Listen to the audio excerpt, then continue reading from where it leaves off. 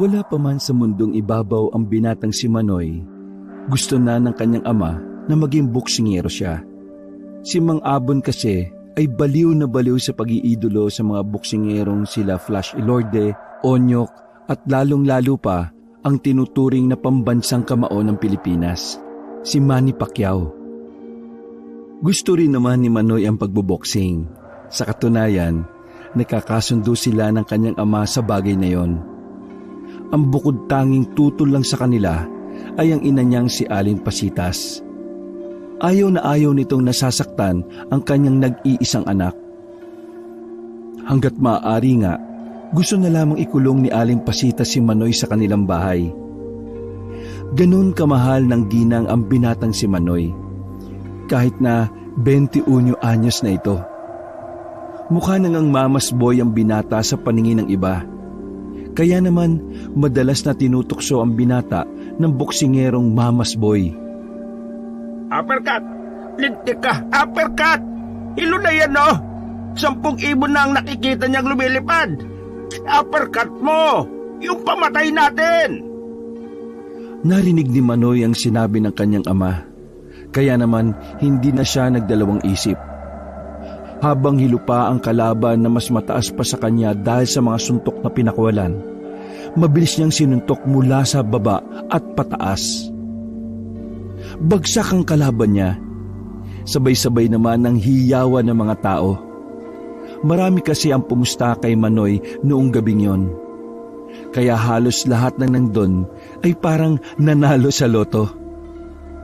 Mabilis na umakyat ng ring ang kanyang ama. Tuwang-tuwa ang manong at pinisan pa sa balikat ng anak. Pero binaba na rin niya kaagad kasi hindi niya na pala kaya. Ang galing mo talaga, anak. Bawat suntok mo nahihilo yung bakulaw mong kalaban eh. Hindi naman ako magiging ganito tayo kagaling kung wala kayo eh. Marami pa ang umakyat sa ring para batiin si Manoy. Yun kasi ang unang panalo ng binata sa lugar na yon. Dayong may tuturing lang ang mag-ama roon. Ang lugar kasi na yon ay underground fighting stage. Ibig sabihin, hindi yun lisensyado para magsagawa ng boxing fight. Pero dahil nga mayayamang tao ang nagpupunta roon, hindi yun napapasara. Masayang lumabas ng venue ang mag-ama. Habang naglalakad sila patungo sa sakayan ng tricycle, sinusuri pa ng kanyang ama kung nagkaroon siya ng galos. Napakapambihira mo talaga, anak. Ang laki ng kalaban mo. Napabagsak mo. At hindi lang bagsak ha, ginulpi mo muna. Sinusunod ko lang ho yung mga napag-aralan natin tay eh. Tandaan nyo, ikaw ang pinakamahusay na coach. Ay nako, huwag ka mag-alala, anak. Gagawin ko ang lahat ng makakaya ko para makasalang ka sa international ring. Yung mga ganyang galing dapat nilalaban ka sa ibang bansa eh. Ayos lang naman po kahit na hindi pa. Sa ngayon po gusto ko munang pagtuunan ng pansin kung saan tayo magkakapera. Di ba pinag-iipunan natin ang pagtatayo ng tindahan ni nanay ng mga isda? Doon muna tayo tumuon. Kaunting ipon pa, makakakuha rin tayo ng pwesto sa palengke. Huminga ng malalim si Mang Abong. Ngumiti rin ito ng mapait. Oh, bakit pa? Hindi ka ba masaya sa sinabi ko? Hindi naman sa ganun, anak. Nakokonsensya lang ako kasi kailangan mo pang masaktan para kumita tayo ng pera. Dapat nga ako nagtatrabaho para sa pamilya natin eh. Inakbayan ni Manoy ang kanyang ama at bahagyang inalog ng saglit. Ito naman si tatay nagdadrama na naman eh. Tay, ikaw ang coach ko.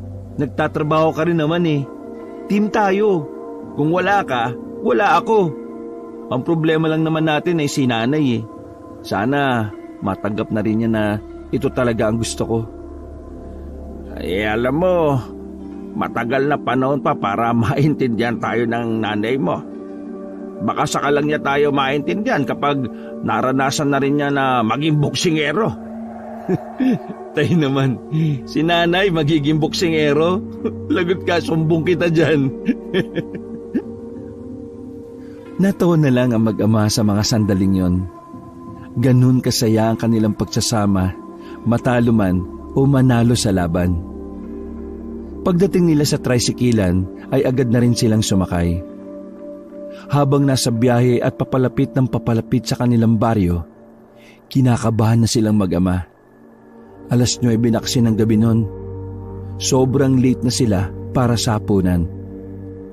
Kapag ganoong oras, alam nilang naghihintay na si Aling Pasitas habang may hawak na kung anong pwedeng ipamalo. Nang makababa na sila sa tapat ng kanilang bahay, sandali silang napatigil. Bukas pa rin ang ilaw nila sa loob at maging sa bakuran din. Pagtingin nila sa lutuan nila sa gilid ay may kaunting baga pa. Aba, mukhang gising pa si nanay oh. Akong pahalang sumalag ng pamalo. Hindi ka pwedeng mabugbog, no? Tara, dahan-dahan lang. Parang mga magnanakaw kung maglakad ang dalawa. Bawat hakbang ay maingat. Nang malapit na sila sa pintuan, bigla na lamang may lumipad na kaldero sa kanilang tapat. Walang iya! Anong oras na? Gabing-gabi na! Sana hindi na kayo umuwi! Mas masarap yata ang buhay sa labas eh! At teka nga. Napansin ng ginang ang tila namamagang kaliwang kilay ng binata. Dahil doon ay agad na pinagsusuntok ni Aling Pasitas si Mang Abong. Walang iya ka, Abong ka! Pinagsabong mo na naman itong anak natin, ano? Bawat suntok ni Aling Pasitas ay hindi man lang tumatama dahil sa husay na umilag ni Mang Abong. Oh, nay! Tama na yan! Isa ka pang bata ka! Bakit ba ang hilig-hilig mong magpabugbog? Dumampot ng kawayang patpat ang ginang at saka pinagpapapalo naman si Manoy. Oy, anak ka ba naman, Pasitas? Pagod ang anak natin, kaya dapat hindi mo siya sinasaktan. Nakipagbugbugan na nga itong anak mo gabing-gabi pa kayong uuwi, ha? Wala ba kayong alam sa nangyayari? Puro kasi kayo suntukan Umupo na lamang ang ginang sa tapat ng lamesa at sandaling uminom ng tubig. Nay, ano ba yung sinasabi niyong nangyayari? Umupo na rin ang dalawa sa lamesa. Sa mga puntong yon ay medyo kalmado na ang ginang. Naaalala niyo ba si Maricel? Yung kasama ko dati sa tindahan sa bayan? Ano bang nangyari sa kanya? Hindi siya, yung asawa niya. Ano ba nangyari sa asawa niya? Natagpo ang patay sa gubat sa kabilang baryo. Ano? Asawa ni Maricel natagpo ang patay? Hindi, si Maricel. Sabi mo yung asawa niya. Yung asawa niya nakakita. Kay Maricel? Oo. Si Maricel ang namatay? Oo nga. Ano nangyari kay Maricel? Nakita nga siyang patay sa gubat. Anong ikinamatay? Ang sabi sa chismis na nakarating sa amin ng kumari ko wakwak daw ang tiyan. Wakwak ang tiyan? Sino naman ang gagawa ng ganong kabrutal, Nay? Yung asawa niya. Yung asawa niyang pumatay? Hindi! Sabi mo, yung asawa niya ang nakakita. Oo nga. Asawa niya nga ang nakakita sa kanya. Paulit-ulit naman, no? Patapusin mo kasi muna ako, I-uppercut ko yung mukha mo, Ay, hayaan mo na muna kasi si nanay na magkwento. Sige ka, knockout ka dyan. Huminga na lang si Mang Abon ng malalim at sandaling napailing. Yung asawa ni Maricel, nakakita raw ng lalaking lumundag sa taas ng punong nyog na nasa tapat lang din ni Maricel. Yung aswang. Sa hindi maipaliwanag na dahilan, nagtindigan ng mga balahibo ni Manoy. Yun kasi ang unang beses na makarinig ng salitang aswang sa loob ng maraming taon. Huling nagkaroon ng haka-haka na aswang sa kanilang lugar ay bata pa siya. Tay, totoo ba ang aswang? Abay, ewan ko. Pero ang sabi ng mga magulang ko dati, totoo daw ang mga yan. May mga kakilala pa nga raw silang aswang noon. Pero mababait naman daw ang mga aswang na kilala nila. Sadyang mas marami lang daw talagang aswang na masasama. Kung aswang nga ang pumatay kay Maricel, di mag-iingat pala tayong lahat. Lalo na kayong dalawa na palaging gabi-gabi na lang kung umuwi. Nay, hindi ubra sa amin ang aswang, no?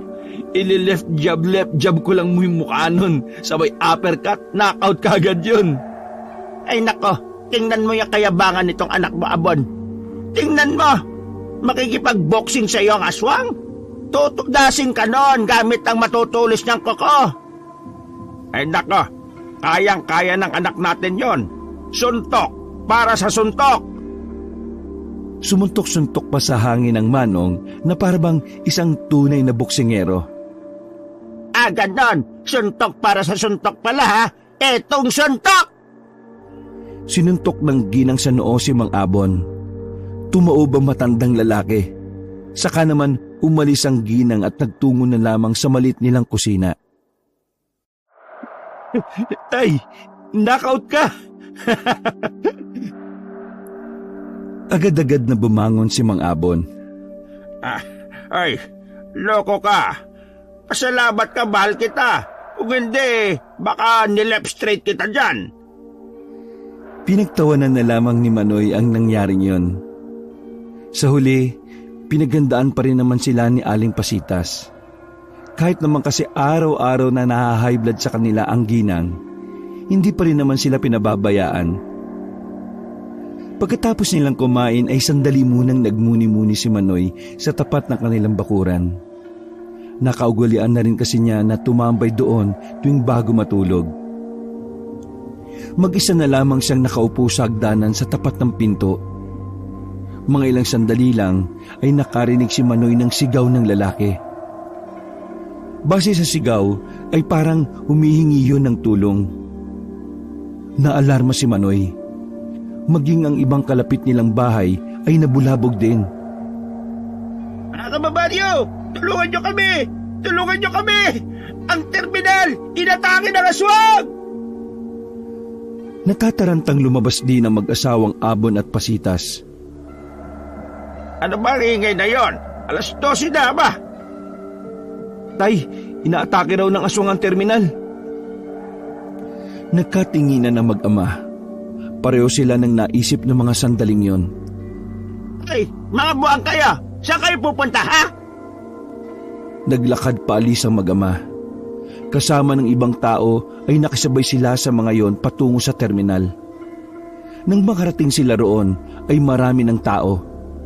Base sa kanilang narinig, muntikan ng madali ng mga aswang ang mga driver na natutulog. Mabuti na lamang daw ay naging alerto ang mga yon. Pero sa kasamaang palad, ang nakataling kambing sa gilid ng bayabasan ang siyang nakuha ng aswang.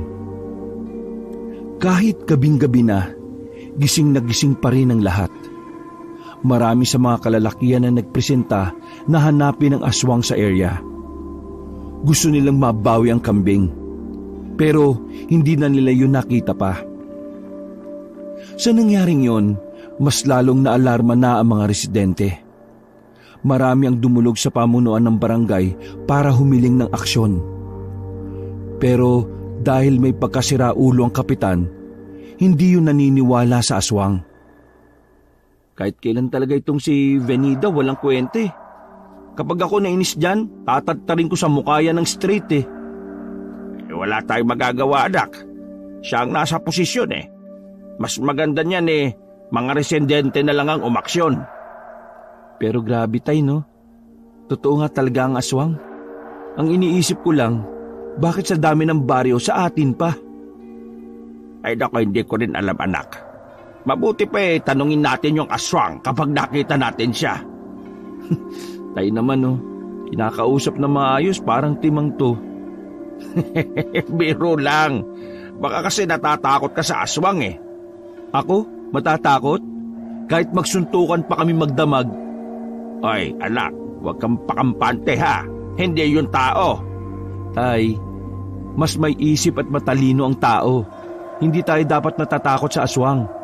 Kasi kapag nagpakita ka ng takot, lalo kang aabusuhin. Kinabukasan ng umaga, gising na gising pa rin ang diwa ng mga residente. Maaga pa lang ay kwentuhan tungkol sa aswang na ang maririnig.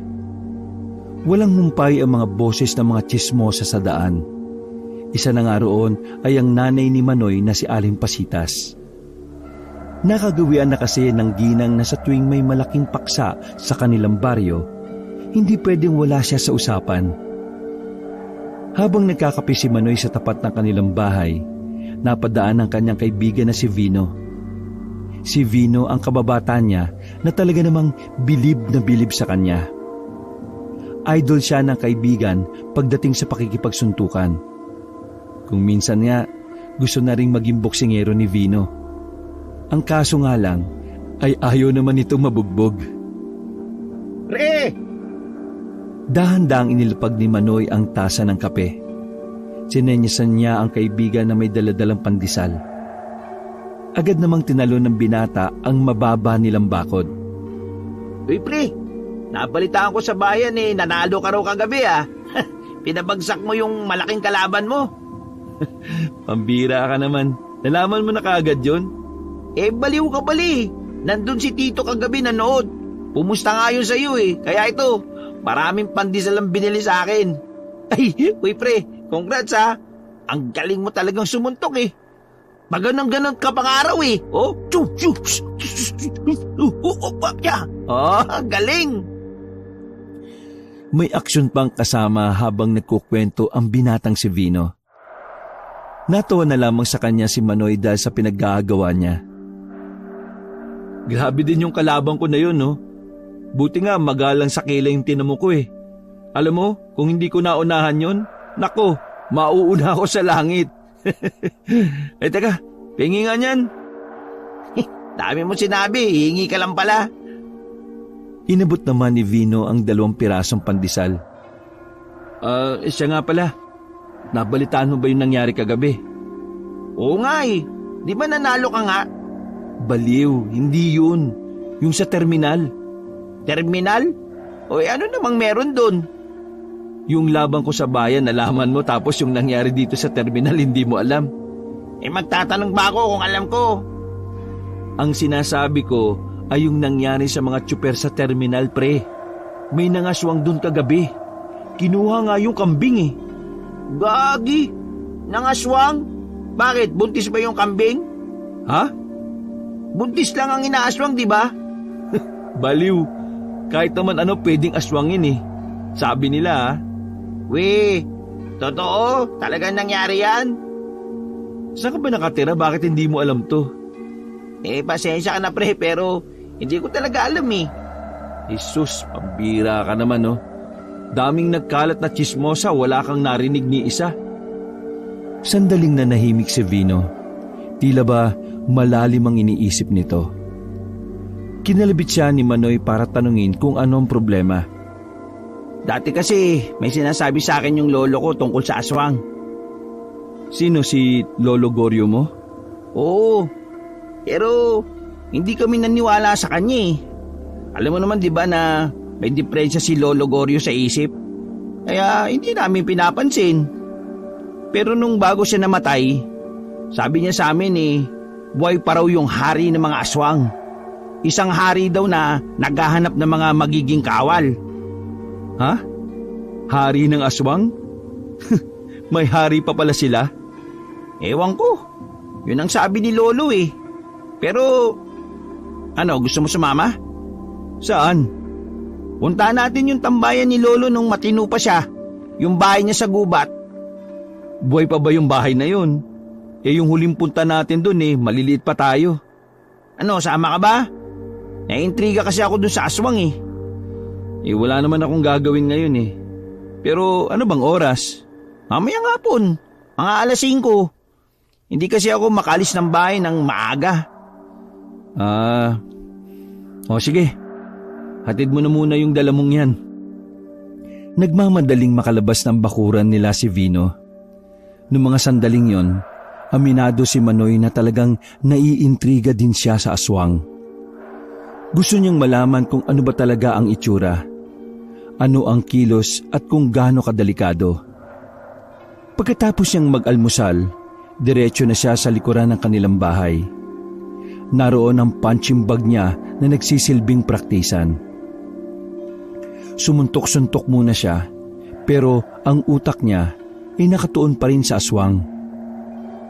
Maya-maya lang, biglang umarko ang nakakalokong ngiti sa labi ng binata. Makita ko lang yung aswang na yon, bibigyan ko ng body shot yun eh. Bali talaga ribs nun sa akin.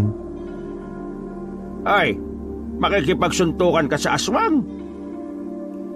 Napalingon si Manoy nang marinig ang boses ng ama. Sa lalim ng iniisip niya, di na pala niya namalaya na naroon na yon. Anak, alam ko matino kang tao eh. Pero kung makikipag-boxing ka sa aswang, hindi gawain na matinong tao yan. Tay, hindi naman ako literal na makikipagsuntukan sa aswang tapos sa may ring. Ang iniisip ko lang kasi, kapag sa oras na tayo ang guluhin niya, kita mo tong kamao ko, di ba? Didikit to sa tagiliran niya. Kaso, malakas. Anak, ilayo mo sarili mo sa aswang. Hindi ka bayani ha. Hayaan mo ang kinauukulan na lang ang gumawa ng paraan. Oo nga tay, pero wag lang tayo ang kulitin ng aswang na yan. Mas masaklap pa sa sasapitin niya kaysa sa sinapit ni Barrera kay Pacquiao. Umupo si Mang Abon sa gilid at sumandal sa katawan ng punong bayabas.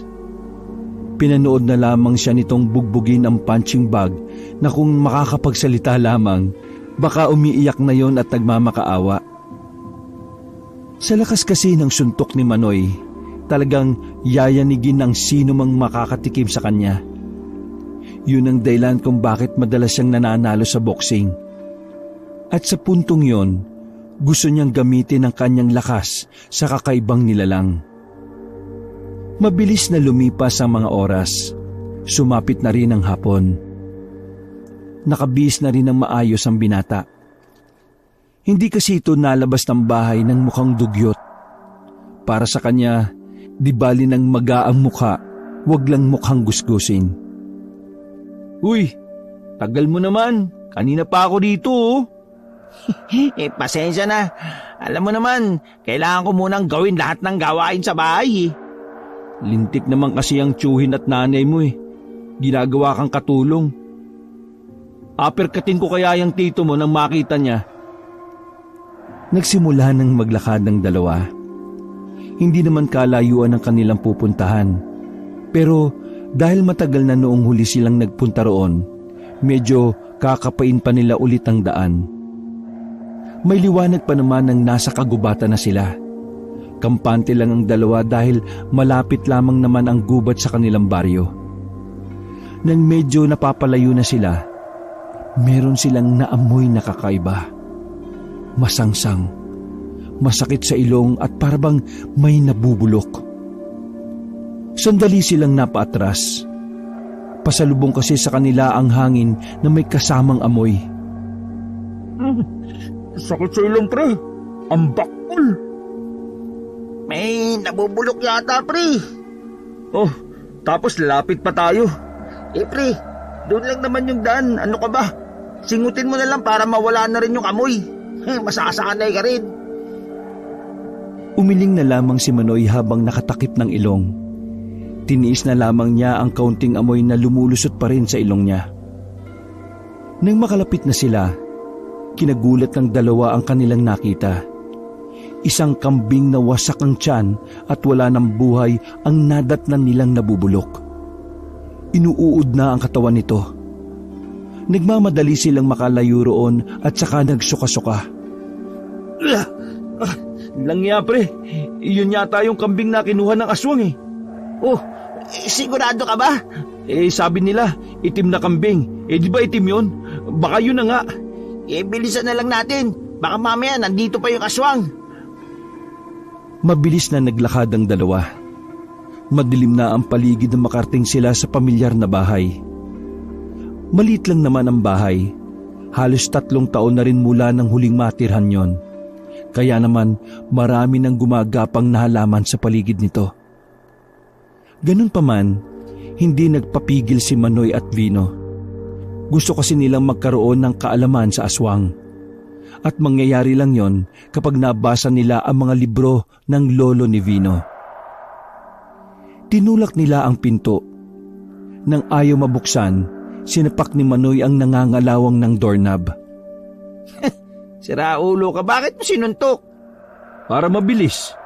Nako, multuin ka sana ni Lolo. Pumasok silang dalawa kahit na madilim. Mabuti na lamang ay may dala silang maliit na flashlight at kandila. Sabay nilang ginamit ang dalawa. Sinuyod muna nila ng tingin ang maliit na bahay. Napadako ang tingin ni Vino sa isang baul na nasa gilid. Pagtingin nila ay merong yung maliit na kandado. Nadismaya sila ng bahagya, pero nawala ang pagkadismaya nila nang marinig ang kakaibang hiyaw na naghahari sa kagubatan. Ha? Aswang ba yun? Oo, pakiramdam ko. Aswang na siguro yun. Kaya ihahanda ko na tong kamao ko. Uy, wag mong sabihin makikipag-sparring ka sa aswang. Anong sparring ang sinasabi mo? Death battle ang gusto ko. Walang iya ka, ang yabang mo naman. Shh! Manahimik muna tayo. Malakas pakiramdam ko na nasa paligid siya eh. Pansamantalang nawala ang mga hiyaw. Ang naririnig na lamang nila ay ang mga punong tila nagsasayawan dahil sa lakas ng hangin. Oh, wala naman eh. Mga ilang sandali lang, may narinig silang tila naglalakad sa labas. Pinatay nila kagad ang kandila at flashlight. Nakiramdam lang sila. Hanggang sa nawala na rin ang kanilang naririnig. Sumilip sila sa labas. Wala naman silang nakitang tao. Baka naman ibon lang yun. Baka nga. Mabuti pa, buksan na lang natin yung baul ng lolo mo. Umanap sila ng pangwasak sa kandado. Sakto naman na meron silang nakitang palakol doon.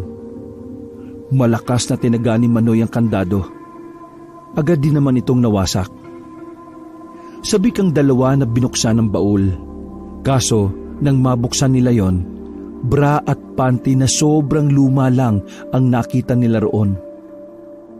Sa sobrang pagkadismaya, ay napamura ng wala sa oras si Vino. Bad trip. Manyakis ba lolo mo? Ba't may ganito siya? Ewan ko, hindi ko alam. Tanungin mo siya sa langit. Kainis naman oh. Nagpunta pa tayo sa madilim na lugar na to tapos ito lang pala mapapala natin. Sinipa ni Vino ang cabinet na nasa gilid sa sobrang inis niya. Sa di inaasahang pagkakataon, may narinig silang nagbagsakan sa loob ng cabinet. Kaya binuksan nila yon. Dito na nila nakita ang mga bagay na may kinalaman sa aswang.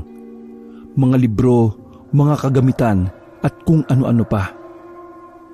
Dali! Ilawan mo nga ako. Oo, ito, yan na. Oh, ba't sa mukha ko? Dito sa libro. Body shot kita dyan eh. Sabi mo, ilawan kita. Ay naku, akin na nga yan. Inagaw ni Manoy ang flashlight kay Vino. Unang kita pa lang niya sa pabalat ng libro, nabasa na niya ang salitang aswang. Lumang-luma na ang libro. Para bang kapanahunan pa yon ng mga sinaunang tao. Pre, eto na. Baka may malaman na talaga tayo tungkol sa mga lintik na aswang na yan. Talaga? Akin na nga. Pinagpapapasok ni Vino ang mga libro sa dala niyang bag. Pagkatapos ay lalabas na sana sila nang bigla na naman nilang narinig ang kakaibang hiyaw. Napatigil ang dalawa. Sandaling nagkatinginan. Sa mga pagkakataong yon, alam na nilang dalawa na hindi na basta ibon lang ang nasa paligid. Mabibigat kasi ang mga yabag ng paa na naririnig nila. Nagtago sila sa gilid ng cabinet. Maya-maya pa, naramdaman nilang pumasok na ang isang lalaki. Nakasarado na ang kamao ni Manoy sa mga pagkakataong yon. Nang bahagyang lumapit na ang lalaki, hindi na nag-atubiling lumabas si Manoy. Left straight to your face! Binigyan ng kaliwang suntok ni Manoy ang lalaking nakita niya. agad namang bumagsak ang lalaki. Tila napagtanto ni Manoy na hindi pala aswang ang nasapak niya. Pre, parang tito mo yata to. Paglabas ni Vino ay agad niyang inilawan ang nakahandusay sa sahig. Baliw ka! Si Tito Bert nga yan! Ito sinapak! Tingnan mo, sleep well oh! Uy, hindi ko kasalanan yan ha. Bigla na lang siyang lumitaw dyan eh. Malay ko ba kung siya yung aswang o hindi? Basta ang ginawa ko, self-defense lang. Tulig, kapag self-defense, dapat yung may laban sa'yo. Wala naman laban sa'yo si Tito eh. Tulungan mo na nga lang ako. Ilatag natin dun sa papag. Naku, ang bira naman kasi yung Tito Bert mo eh. Bakit ba siya nandito? Hindi ko nga rin alam eh. Hintayin natin siyang magising. Itanong natin. Halos kalahating oras ding walang malay ang tito ni Vino. Napaayos ng upo ang dalawa nang mapansing gumalaw na ang lalaki. Papikit-pikit pang bumangon si Bert. Umiling ito saglit para sukatin ang pagkahilo. Nang makita nito si Vino, nagtaka ang lalaki kung bakit sila naroon. Oh, bakit ka narito ha, Vino? Napatingin din ito kay Manoy. O Manoy, nandito ka rin pala. Bakit? Anong ginagawa niyo rito? Teka, huwag mong sabihin na ikaw ang sumapak sa akin kanina. Bumuntong hininga na lamang si Manoy. Nahihiya siya sa kanyang ginawa. Kaya humingi na lang siya ng dispensa. Pasensya na po kayo, Ma'am Bert. Kasi kayo naman bigla kayong lumitaw Akala ko kasi aswang kayo. Sandali, aswang? Bakit po? May alam ka ba sa aswang, Tito? Nandito ba kayo para sa aswang? Anong hinahanap nyo rito? Itong mga libro na nasa bag ko, mga libro ni Lolo tungkol sa aswang. Ma'am Bert, may nalalaman ba kayo sa aswang? Interesado kaming malaman kung sino yung aswang na umatake sa terminal at kumuha ng kambing Aswang? Oo, aswang. Alam ko yan. Sa katunayan ang tatay dating manunugis ng aswang.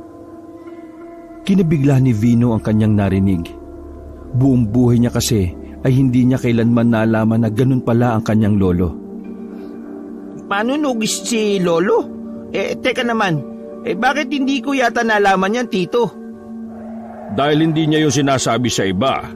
Ang nakakaalam lang nun ay ako at ang nanay mo. Sa iba niyang anak hindi niya sinabi. Astig naman pala ang lolo mo Manunugis ng aswang. Anong astig? Dahil sa pagiging manunugis na yan, kaya nasiraan ng bait si tatay. Ano ba talaga nangyari, Tito? Huminga ng malalim ang manong. Baka sa mukha nito ang kakaibang lungkot na nararamdaman. Namatay kasi ang isa sa mga kasama niya, si Otto. Matalik niyang kaibigan. Napatay siya ng hari ng aswang. Dahil doon, nawala siya sa katinuan. Ang nakababahala pa hanggang ngayon, kahit wala na si tatay buhay pa rin ang hari ng aswang. Oo, Vino at Manoy, hari ng aswang ang umatake sa terminal. Hindi nakapagsalita ang dalawa. Lalo na si Vino na naninibago sa pinapakita ng kanyang tiyuhin. Nasanay kasi ito na laging maingay at hindi nagsiseryoso ang manong. Alam niyo po ba kung paano matatalo ang aswang? Hindi ko alam Wala naman akong alam sa pagtugis ng aswang.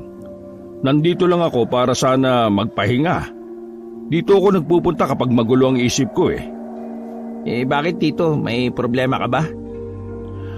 Ay nako, oo. Natalo kasi ako sa pusta Ito kasing si Manoy wala naman palang laban. Pumusta ako sa iba. Diyos ko, lampa pala. Akala ko naman kung anong problema mo. Akala ko kay Manoy ka pumusta. Manong, gusto kong makaharap ang aswang Napatingin si Bert sa kanya at may pagkabahala ang reaksyon. Nababaliw ka na yata, Manoy Gusto mo pang mamatay? Hindi, basta. Pakiramdam ko kakayanin ko siya sabik na akong masuntok siya sa muka. Kung merong suntok sa buwan, tatawagin ko naman yung suntok sa buang. Hoy, huwag ka magsasalita ng tapos ha. Hindi mo alam kung gaano kadelikado ang hari ng aswang. Kahit mga kapwa manunugis ni Itay hindi nila kinaya. Bakit to? May boksingero po ba sa manunugis? Ha? Boksingero? Wala, di ba? Pwes, ibahin mo ang isang boksingero. Ay nako tito, ganyan talaga yan si Man. Napasigaw ang tito ni Vino nang biglang may lumitaw na kamay sa dingding. Munti ka nang mahawakan si Bert. Buti na lang ay nahila kagad yun ni Manoy. Uy, ano yun? Nang makarinig sila ng angil ng tila mabangis na hayop, alam na kagad ni Manoy na yon ay isang aswang. Nagpatunog ng daliri at lieg si Manoy. Hinanda na niya ang kanyang sarili at ang kanyang nagtitigasang kamao. Teka, anong gagawin mo? Kung ano man yung binabalak mo, huwag mo nang ituloy. Baka hindi ka na makapag-boxing. Papatikimin ko lang po ito ng isa para madala. Hindi na siya napigilan pa na magtito. Dahan-dahang lumabas ng bahay si Manoy. Sinuyod niya ng tingin ng paligid. Madilim, pero nararamdaman niya na ang aswang ay nasa paligid lamang. Masinarado niya pa ang kanyang kamao. Maraan siyang naglakad patungo sa kaliwang banda ng bakuran. Pero maya-maya lang, narinig niya na ang aswang ay nasa bubungan na pala ng bahay. Nagawa siyang kalmutin ng aswang pero buti na lamang ay hindi malalim. Napaatras si Manoy. Nanlalaki ang mga mata niyang nakatingin sa isang lalaki na walang damit pang itaas. Baskulado ang katawan. Mahaba ang kuko at higit sa lahat ay may buntot. Nang umatake ulit ang aswang sa kanya, hindi na siya nagdalawang isip. Nakahanap siya ng opening. Lumusot ang kamao niya patungo sa tagiliran ng haring aswang. Sa lakas ng suntok niya, napaatras at gumewang-gewang ang lalaking aswang. Parang namilipit sandali sa sakit ng tagiliran. Body shot pa lang yan ha. Paano pa kaya kung sa mukha mo tumama tong kamao ko? Naggalit ang aswang. Umangil yun ng pagkalakas-lakas. Dinig na dinig sa buong kagubatan na parabang yun ang lumalamon sa buong lugar. O ano? Nagagalit ka? Sinuntok lang kita eh. Hindi kita tinaga ah. Buong akala ni Manoy ay aatakihin siya ng aswang. Sa halip, umalis ang aswang at halata sa kilos nito ang pamimilipit. Nang masigurong wala na ang aswang, ay lumabas na rin si Vino at Bert. Nilapitan kagad nila ang proud na si Manoy. Gagi ka talaga. Nadugo yung braso mo oh. Wala yan, mababaw lang at maliit lang yan. Pero kita mo naman yung nangyari sa kanya, di ba? Isang body shot lang, parang mamamatay na siya. Siraulo ka rin talaga no? Sa ginawa mo, lalong magagalit ang hari ng aswang. Ha? Lalo siya magkakaroon ng dahilan para manggulo, lalo na sa'yo. Ito naman kasi si Manoy eh. Alam mo pre, saring ka makipagsuntukan. Ginagawa mo trip ang aswang eh. Wala ka bang nararamdaman takot? Takot? Wala. Parang ang saya-saya nga eh. Nakaka-excite. Ay nako, ano kayang meron sa taong ito oh? Ayos na sa akin na naiparating ko sa aswang na yon na meron isang ako na kaya siyang ihele gamit ang kamao ko. Napapailing na lamang si Vino at Bert. Umalis na rin sila sa lugar na yon pagkatapos ng pangyayari. Samantala, hindi maunawaan ni Manoy ang kanyang sarili. Nakakaramdam siya ng kakaibang ligaya sa kalooban niya. Hindi niya inakala na iba pala ang saya kapag ibang nilalang ang nabigyan niya ng suntok. O paano? Dito na kami. Bukas na lang natin basahin ang mga libro. Linisan mo yung sugat mo ha. Ayos lang naman ako. Salamat nga pala sa paglagay ng benda ha. Baliw ka talaga. Napangisi na lang si Vino at naglakad na rin kasama ang tiyuhin. Pagpasok pa lamang ni Manoy sa kanilang bahay, nakita na kaagad siya ng mag-asawang Abon at Pasitas. Napatingin kaagad ang mag-asawa sa kaliwang braso niya na may benda. Anong nangyari dyan? Seryoso at mababa lang ang tono ng kanyang ina. Kaya naman inakala niyang kalmado lang yon. Yung ano po kasi, yung aswang, nakita ko kanina. Tapos binody shot ko kagad. Oo, tay, pinatikim ko ng isa. Body shot. Sa tagiliran, dito oh. At saka dito pa. Namilipid sa sakit. Sobrang kalmado at kampante lang ang pagkakasabi ni Manoy, na parabang nagkukwento lang siya sa nakasalubong na kaibigan. Ano? Nakita mo yung aswang? Sinuntok mo sa tagiliran? Oo, tay. Sinubukan ko lang naman eh. Pwede pala. Pwede palang makapag-body shot ng aswang. Aray! Tinamaan sa baba ang binata ng batoy nito ng kutsara ng kanyang ina. Nagulat siya kaya agad siyang napaatras. Gusto mong ibuhos ko sa iyo itong nilagang baka, ha? Oo nga, Nay. Nakita ko yung aswang. Totoo, sinuntok ko. Aray! Ano ba? Lumipad naman sa kanya ang tinidor. Tinamaan naman siya sa dibdib. Alam kong totoo ang aswang. Kaya bakit ka nakipagsuntukan doon, ha? Di mo ba alam na delikado ang aswang? Hindi ka niya titigilan hanggat hindi siya nakakaganti sa'yo. Anak naman, bakit ba parang patay na patay ka makasuntok ng aswang? Ano bang nadudulot na maganda sa'yo nun? Ewan ko ba, tay? Pakiramdam ko nung sinuntok ko siya parang sinuntok ko rin si Pacquiao. Ang tigas ng katawan eh. Pero kinaya ko, tay. Inak, sumasakit ang ulo ko dito sa anak mo, Abon. Diyos ko! Mas masakit kapag walang ulo. Kaya kumalma ka dyan, ano? Ako nang bahalang kumausap dito. Tara anak, Manoy, sa labas tayo. Inakbayan ni Mang Abon ang kanyang anak at dinala sa tapat ng kanilang bahay. Anak, hindi maganda ang ginawa mo. Nilalagay mo sa alanganin ang buhay mo at ang buhay namin ng nanay mo. Paano ko nasabi? Paano ba, tay? Bago ang pag-atake ng aswang sa kabilang baryo, may isang lalaki na may nakaalitang dayo.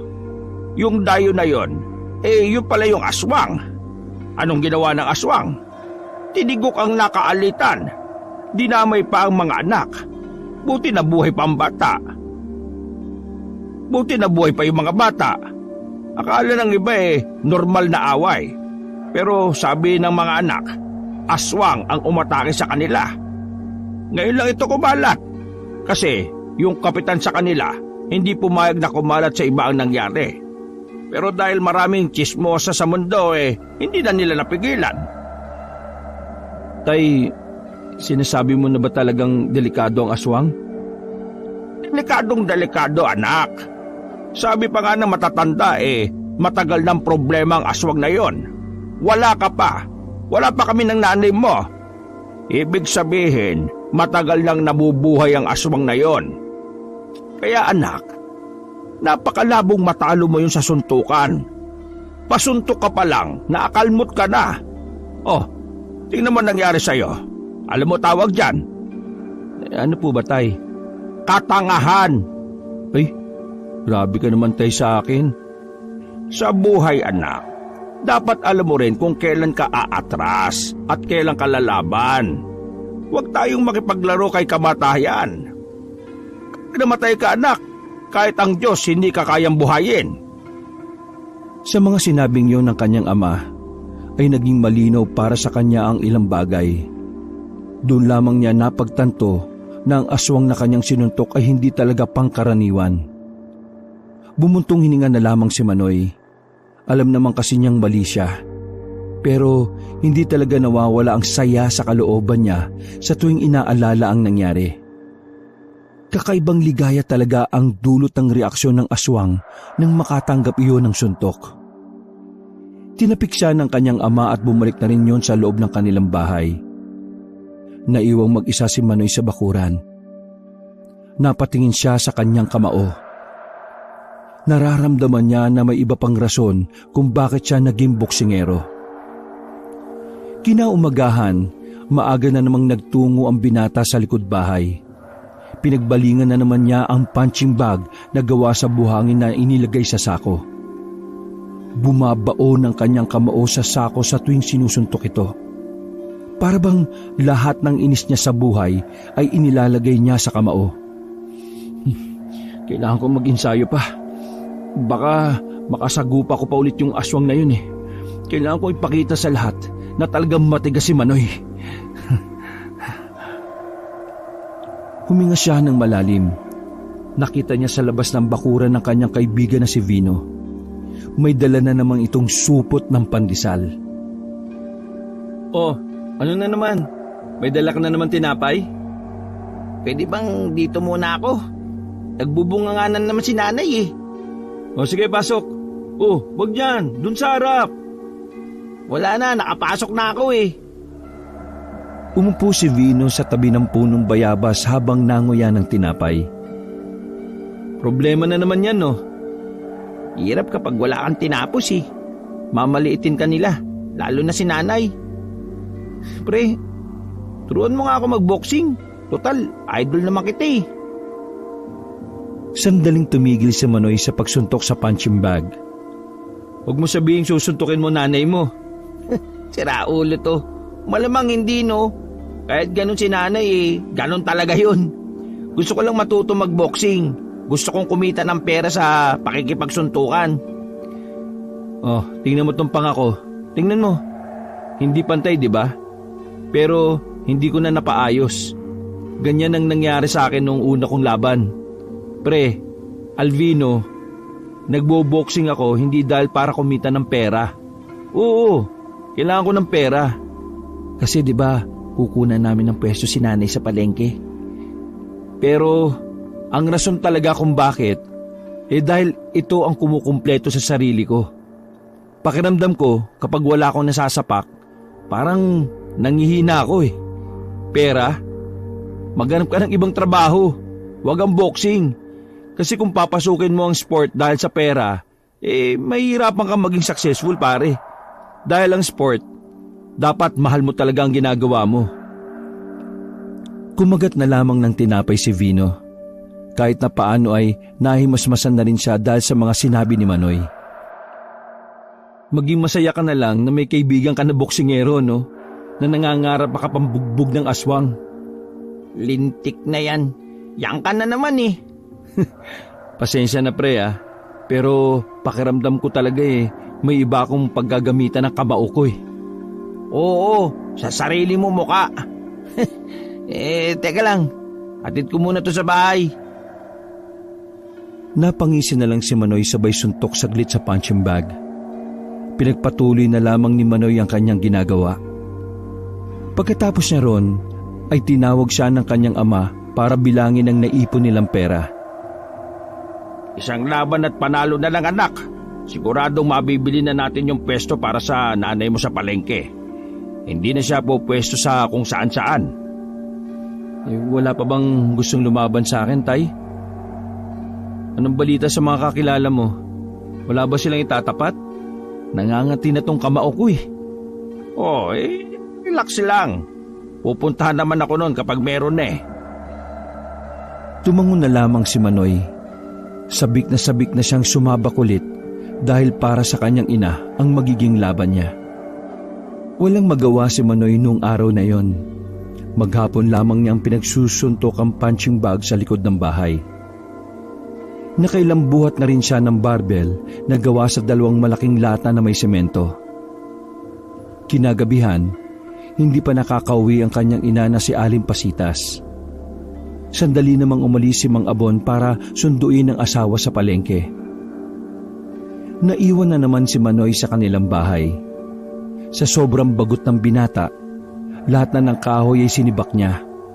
Pati ang mga platong malinis naman ay hinugasan niya ulit. Ay nako, tagal naman nila tatay. Sabi susunduin lang si nanay. Kainis naman oh. Gusto ko nang kumain, wala pa sila. Papasok na sana sa loob ng bahay si Manoy nang biglang humahangos na dumating si Vino. Sumabit pa ang short nito sa bakod sa pagmamadali. Uy, ano ba? Bakit ka ba natataranta? Pre, Oh, ano nga? pre, si Aling Pasitas, inatake ng aswang.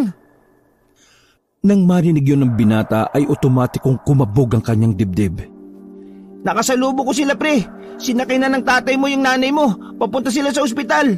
Pre, ginagantihan ka na ng aswang. Natamimi si Manoy. Nagmamadali siyang nagsuot ng tsinelas. Hindi na niya naisara ang kanilang bahay sa pagnanais na mapuntahan kaagad ang ina sa ospital.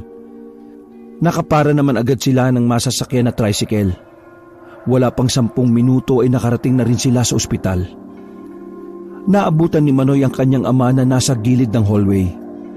Bakas sa mukha ng ama ang labis na pag-aalala. Oh, anak, paano nga? Napatingin si Mang Abon kay Vino. Sinabi ko na kagad, mga bon. Malalaman din naman niya di inunahan ko na. Tay, patawad. Kasalanan ko kung bakit inatake ng aswang si nanay Patawad talaga.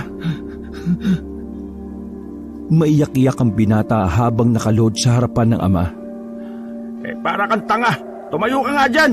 Sipain kita dyan Pero wala kang kasalanan. Niligtas lang ng nanay mo yung buntis na aatakihin sana ng aswang. Pero ang nanay mo ang natamaan ng kalmot niya. Kumusta ho si nanay? Ayon, medyo mahaba ang sugat niya. Mula tagiliran hanggang sa may balakang niya. Ang sabi ng doktor, tatahiin yon. Kritikal ang nanay mo. Maraming dugong nawala sa kanya. Kaya kailangan natin ng pera ngayong pambayad. Para mas mabili lahat ng kailangan na gamot at may pambayad tayo sa opera. Tay, ipambayad na lang kaya natin yung naipon natin. Yun na nga anak Kulang pa rin yun Ay nako, bad trip naman Kapag nakita ko talaga yung aswang na yan uppercut ang aabutin sa akin nun Nak, ang nanay mo ang intindihin mo. Sa kada yung aswang na yan, mas kailangan tayo ngayon ng nanay mo, anak. Tay, wala pa bang may gustong lumaban sa akin? Kahit mas malaki sa akin, papalagan ko na. Basta magkapera lang tayo. Wala pa Pero, sige, susubukan kong tawagan ngayon si Joji, yung namamahala ng venue. Baka may ilalaban na siya sa'yo. Sandali, dito ka lang ha. Dito lang kayo. Makikitawag lang ako sa telepono. Napaupo na lamang din sa gilid si Manoy habang umiiyak. Sinisisi niya ang sarili sa nangyari kahit hindi naman talaga siya ang may kasalanan. Lumapit sa kanya si Vino at tinapik-tapik sa balikat. Nakilala kitang matigas, kaya hindi ako sanay na makita na malambot si Manoy ngayon. Kasalanan ko to Kasasabi lang ng tatay mo na hindi ikaw ang may kasalanan, di ba? Nakikinig ka ba talaga? Paano kung may mangyari masama kay nanay? Baliw, anong paano? May nangyari na nga masama sa nanay mo at hindi makakatulong kung gaganyan ka dyan. Tigasan mo, Manoy. Ba, magtiwala ka nga sa nanay mo. Kaya niya yun. Nasasabi mo yan kasi wala ka naman sa katayuan. Dumapo ang kamao ni Vino sa mukha ni Manoy. Sa lakas ng ginawa ni Vino, hindi man lang napatras ang binatang si Manoy. Right hand straight, semi-heavy punch. Ha? Hindi ka nasaktan sa suntok ko? Hindi. Yan ang gusto ko, ang matigas na Manoy. Napalakas pa ang pagkakasabi ni Vino, kaya napatingin din ang babaeng nurse na dumaan. Kahit papaano ay gumaan ang kalooban ni Manoy dahil kay Vino. Mabuti na lamang ay may kaibigan siyang handa siyang gisingin sa katotohanan. Pre, kakayanin ni Tita Pasita yun. Magiging okay ang lahat. Yun ang isipin mo. Pre, may Diyos Paalala ko lang Parang batang tatango-tango si Manoy kay Vino. Maraming salamat pre Salamat talaga ginising mo ko. Wala yun. Kabaliktaran nga nangyari Pagsunto ko sa'yo, imbis na matulog ka, nagising ka Pero mabuti na rin yun. Alam mo, kapag wala si Mang Abon, ako ang coach mo Nasa 30 minuto lang ang nakalipas ay sakalang nakabalik si Mang Abon. Sa mukha nito ay may pag-asang nakikita si Manoy. Anak, may laban ka na bukas. May kumagat na sa hamon natin. Yes! Yes! Ipapanalo ko to, tay. Para to kay nanay. Hindi pa man sigurado ang pagkapanalo ay nagyakapan na ang mag-ama. Nakiyakap na lang din si Vino dahil nadala rin siya sa eksenang yon. Madaling araw nang bumalik si Manoy sa bahay nila kasama si Vino. Si Mang Abo naman ang nagbantay kay Aling Pasita. Kaya si Vino muna ang tatayong coach ni Manoy. Hindi pa tirik ang araw ay nag-iinsayo na si Manoy sa likod bahay nila. Tagahawak naman si Vino ng punching bag para hindi umalis sa pwesto yon. Pasensya ka na pre ha. Ito lang muna magagawa ko. Ang maghawak ng punching bag. Ayos lang pre. Presensya mo pa lang eh. Malaking bagay na sa akin. Ang malaga, ramdam ko na hindi ako nag-iisa. Pinagpatuloy ng binata ang pagsuntok sa sako. Sa lakas ng puwersa ay parang umaalog na rin ang nakahawak na si Vino. Pagsikat ng araw ay nagpahinga muna si Manoy. Nilaan niya ang maghapon sa pagtulog. Nang sa ganon ay bumalik ang lakas niya. Dakong 6:00 na ng gabi nang makapaghanda na siya. Ang gabing yun ang laban na pinakamahalaga sa kanya. O pre, hindi ka naman siguro lugi kahit may sugat ka pa sa braso ano? Lugi man o hindi ako atras. Laban kong laban. Kakaiba ka talaga. Kaya idol na idol kita eh. Iba mentalidad mo eh. Nasa bakuran pa lang sila noon nang mapadaan naman ang tito ni Vino na si Bert. Alam nito na lalaban si Manoy kaya tuwang-tuwa ang manong na pumasok ng bakuran. Ay hala, eto na. Nako, buti na lang talaga hindi ako nagkakain kaya may ipon ako. Pupustahan kita Manoy ha. Ibandera natin ang Manoy. Kaya nagagalit sa iyo si nanay eh. Wala kang pera sa pagkain pero sa pusta meron. Huwag ka mag-alala Mang Bert. Ipapanalo ko to, pangako. Sandali. Totoo ba na nasa ospital ang nanay mo? Dahil doon sa aswang na aatake sana sa buntis? Oo, totoo nga ho. Kaya nga po dapat manalo ako mamaya kasi doon nakasalalay ang pambayad namin sa ospital. Sige, ipagdarasal kita na sana ikaw ang manalo. O sige na, tama na yan. Baka mamaya basahan mo pa kami ng kung ano-anong dasal mo. Aalis na kami. Sumabay ka na lang sa amin kung gusto nyo. Teka, asa naman si Mang Abon? Wala kang coach? Coach Vino nga pala. Ha? Coach ka? Ng ano? Ay naku, tayo na nga. Manoy, may epal dito eh. Naglakad na ang dalawa palabas ng bakuran at sumunod sa kanila si Bert. Bumiyahe na agad sila patungo sa venue. Habang nasa biyahe ay muli na namang naisip ni Manoy ang aswang. Nagkikiskisa ng kanyang mga bagang at gustong-gusto niyang talagang bugbugin yon. Malapit na sila sa bayan nang biglang masira ang sinasakyan nilang tricycle. Wala silang pagpipilian kundi ang maglakad na lamang. Tutal, malapit na rin naman sila sa venue. Siya nga pala. Suotin niyo itong pulseras na to. Nakita ko yan sa mga gamit ni tatay Pangontra yan sa aswang. Kahit hindi sila sigurado kung totoo ang sinasabi ng manong, ay sinuot pa rin nila. Kung sakali lang naman na makasalubong natin ang aswang, maganda nang handa tayo, hindi ba? Pero hindi aswang ang focus ko ngayon Saka ko na lang siya asikasuhin kapag natapos ko ng gabing ito na ako ang nanalo. Sa halos 5 minuto nilang paglalakad ay nakarating na rin sila sa venue. Kinapkapan pa sila ng 2 malaking lalaki sa gilid ng pinto. Pagkatapos ay pinapasok na rin sila. Meron silang dinaanan na pinto na papunta sa underground. Manghang-mangha si Vino dahil unang beses niya palang makapunta doon. Madilim at tanging ilaw na pula at asulang ang meron sa nadaanan nila. Mga ilang sandali pa ay naririnig na nila ang hiyawan ng mga tao. Hanggang sa natanaw na nga nila ang boxing ring. Kakaunti lang ang taong nanonood, hindi katulad sa mga naunang laban ni Manoy. Pero kahit kaunti lang, halatang mga bigating tao ang naroon. Huminga ng malalim si Manoy. Sa kauna-unahang pagkakataon, kinabahan siya kahit wala pa siya sa ring. Paulit-ulit niyang inaalala ang kalagayan ng ina. Bagay na mas lalong nagpapalakas ng kanyang loob kahit medyo kabado.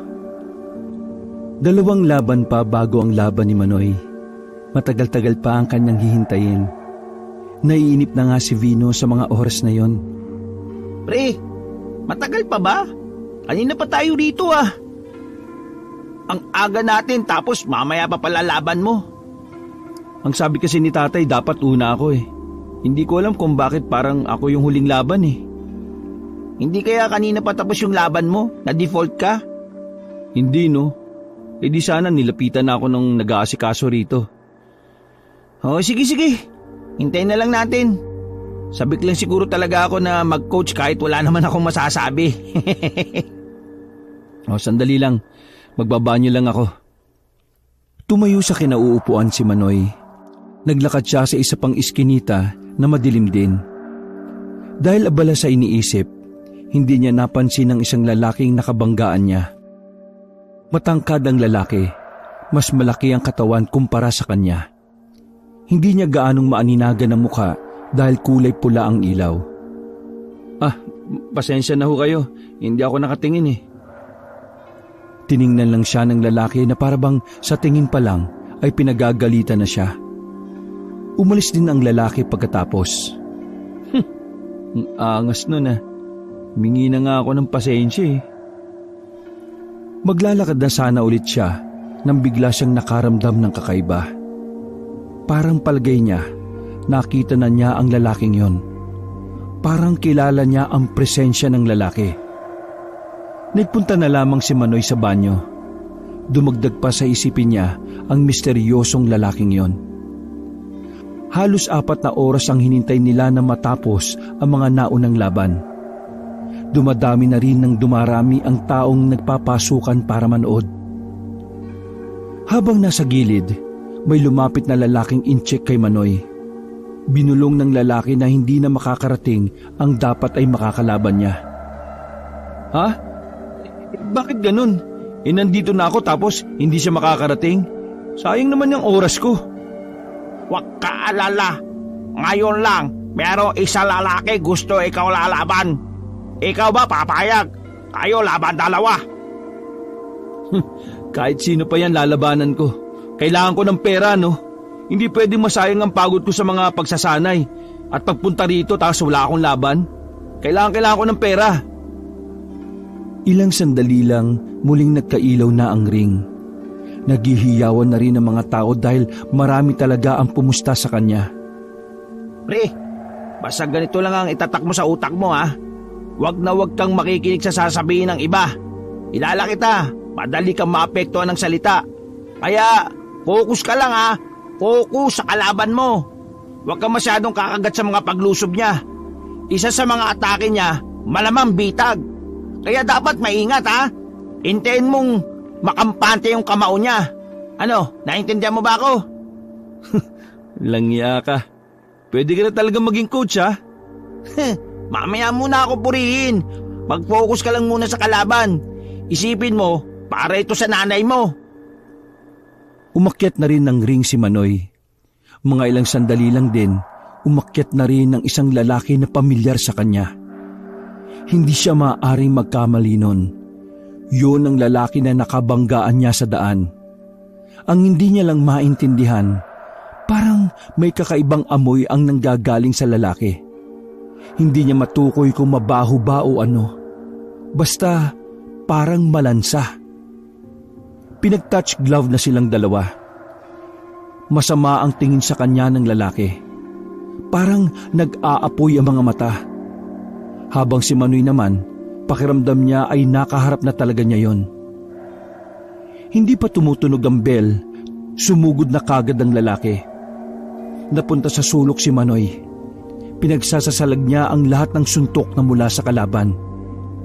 Aminado siya na mabibigat na suntok ang pinapakawalan ng lalaki. Parang may laman na puot at galit. Aray! Teka, may kasalanan ba ako sa'yo? Gigil na gigil ka! Hindi sumasagot ang lalaki sa kanya.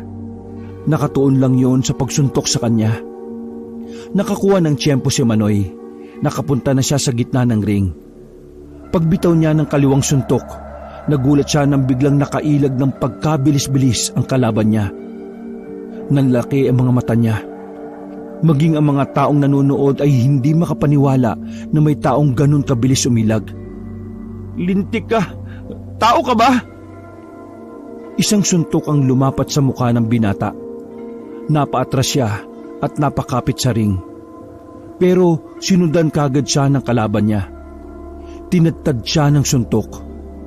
Todo ilag lang ang ginagawa niya dahil kapag nagbigay siya ng opening, siguradong kinabukasan na siya magigising. Focus! Ipakita mo tapang mo! Ipakita mo kung gaano katigas ang isang Manoy! Nang marinig ni Manoy ang sigaw na yon, ay nagkaroon siya ng lakas para pumalag. Pagtama ng kamao ng lalaki sa panga niya, nagpakawala rin siya ng isang malakas na suntok sa tagiliran. Halatang halata na nasaktan ng lalaki sa ginawa niya. Body shot ng malupit! Sinundan pa ni Manoy ng maraming body shot ang tagiliran ng lalaki. Halos mabaliw-baliw naman ang mga nanunood nang makitang lamang na si Manoy. Tagiliran pala kahinaan mo, ha? Tatapusin na sana ni Manoy ang laban nang makita niya ang mga mata ng kanyang kalaban. Sandaling naging kulay pula ang mata ng lalaki. Nagpakita rin yun ng mahabang pangil. Napabulong na lang si Manoy ng, Ikaw! Ikaw ang asuka! Hindi na naituloy ni Manoy ang sasabihin ng suntukin na siya sa muka.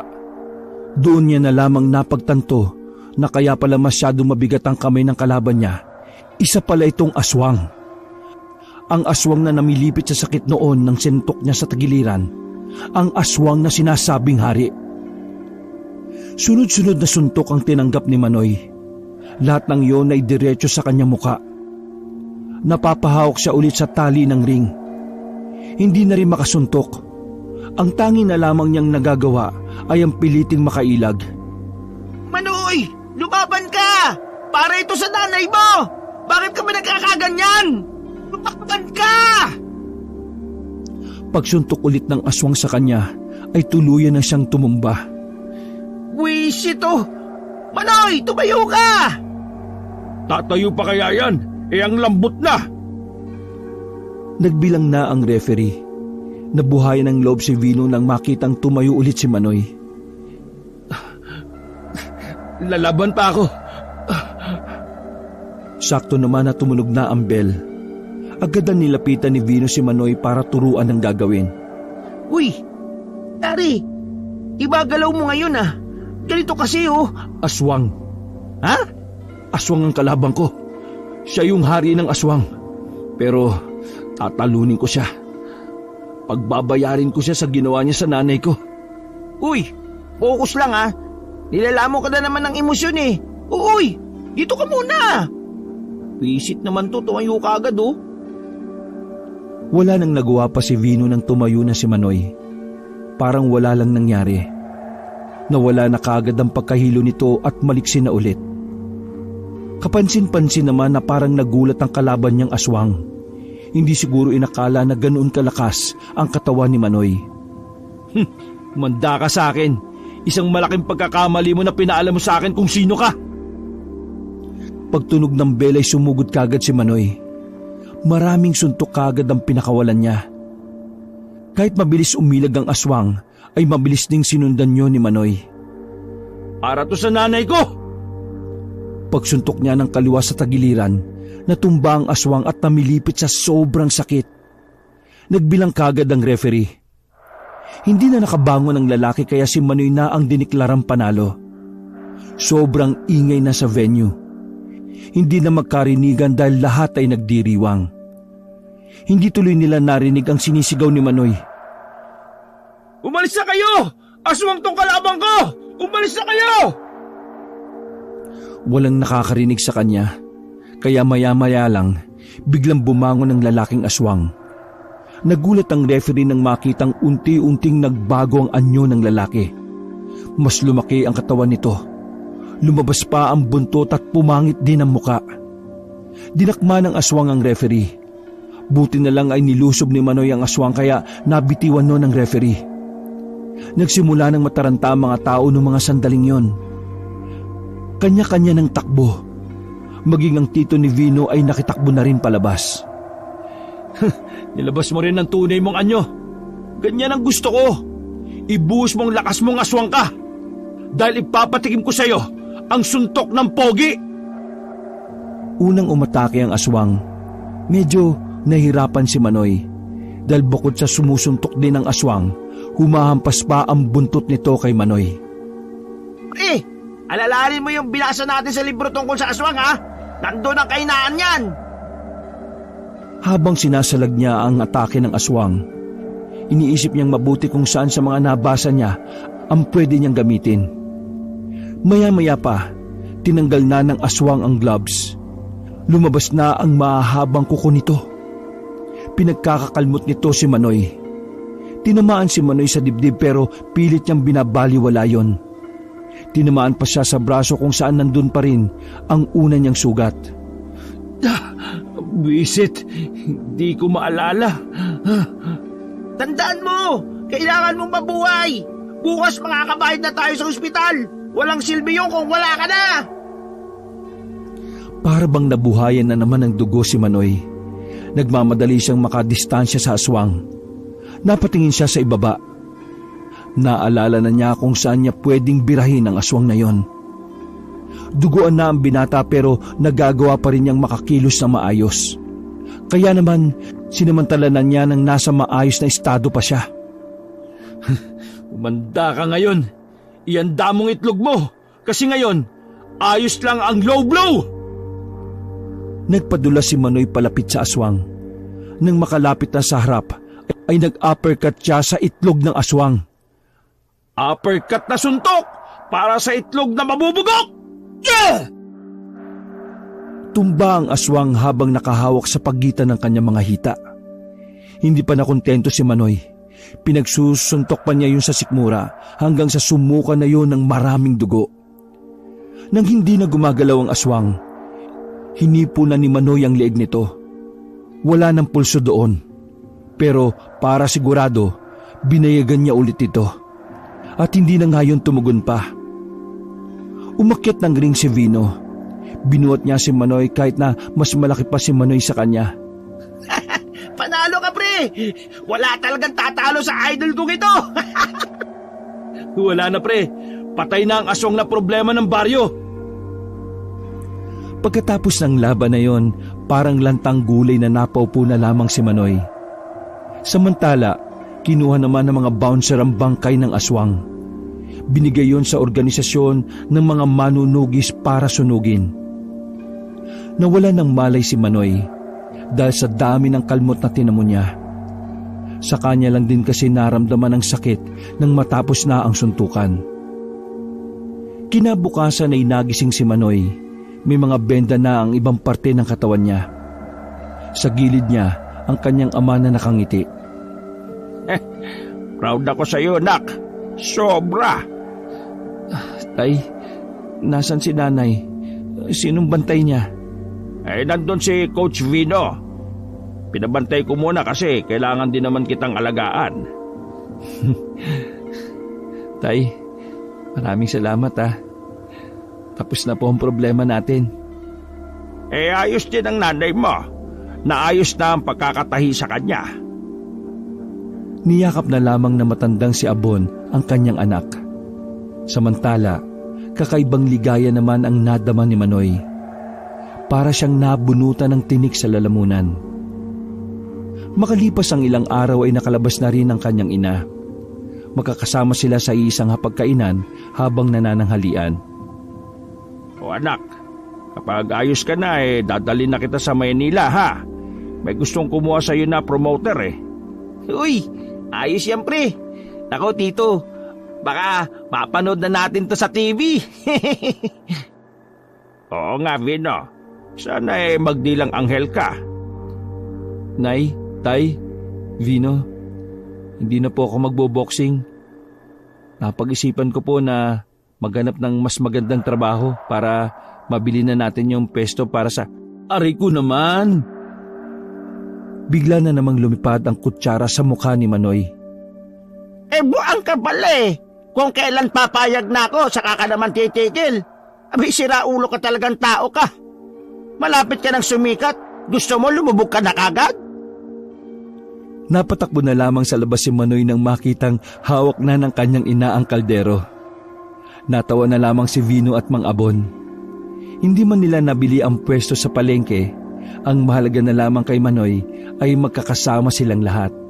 Masaya at higit sa lahat, walang nasasaktan. Wakas,